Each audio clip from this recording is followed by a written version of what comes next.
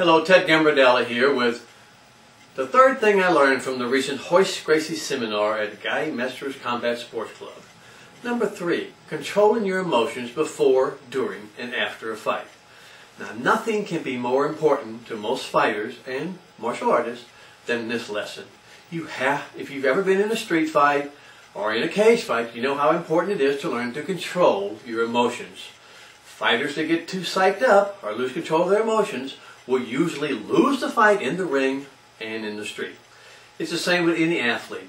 If you can't control your emotions, you can't control the fight or the game. You will make mistakes that will cost you the fight, the match, or the game. So how do you learn to control your emotions? According to Royce, it's all a matter of training and knowledge. You will remain cool and calm and comfortable in the fight or in the ring if your preparation is right. If you know what works and what doesn't work, and how and why it works, and what to do when it doesn't work to go to the next move. And just as importantly, you have to know how to make everything flow from one thing to the next. You have to learn to counter, to flow. You begin to understand the power of jiu-jitsu and its emotional control of its players and fighters. Now, if you've ever rolled with a jiu-jitsu black belt, if you have not ever rolled with a jiu-jitsu black belt, you might not understand what it means about being relaxed when you're fighting. So we would suggest that you go to a few jiu-jitsu classes and either roll with the class or at least watch the class and the advanced belts training. The brown and black belts and even most purple belts are very relaxed. Now, they're getting a great workout, but they're calm. They're calm during the entire match. They remain calm and in control, breathing softly, easily, even when they're losing or getting tapped out. They simply do not panic. They do not overwork. They do not overexert. They do not get emotional. They do not exhaust themselves by not breathing right or by doing stupid things. And all of this control emotions is started from the very first class that they take.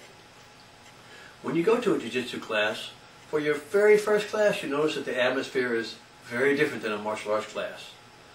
In most karate schools, there's no shouting, there's no screaming, there's no crying, there's no bullying, there's no one getting hurt.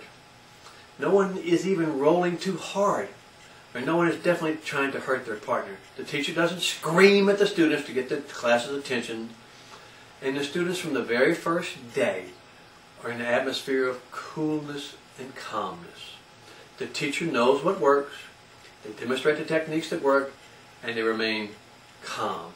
They roll softly, and they teach their students to do the techniques that work in a cool, calm, and controlled fashion.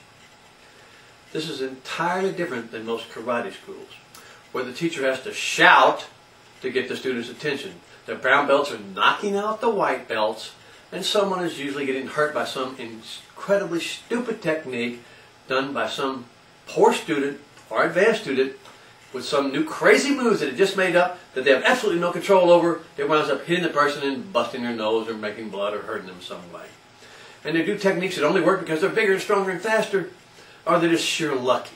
Double jumping, flying side kicks, flying turn jumps, Superman punches, all kinds of crazy moves that score points, and which the people doing them have little or no control and would never work in the street.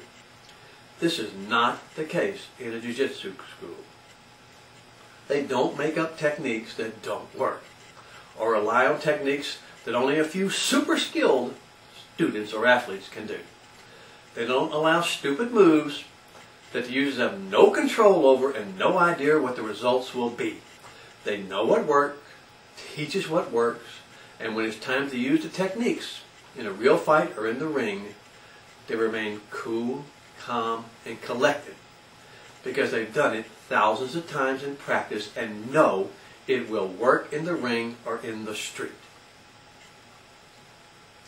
Master Gracie said that often before a fight, his brothers would actually have to wake him up about an hour early before a big fight with the UFC or anything to let him start stretching and getting ready for the fight. And he replied, "Okay, time to wake up, time to go fight." And then go and beat the guy. He did this easily. He was always cool and calm because he knew that the techniques that he practiced in class would work. He never panicked at any time during any of his fights. He was cool and calm because of his training and knowledge, and you too can be cool and calm if you train right.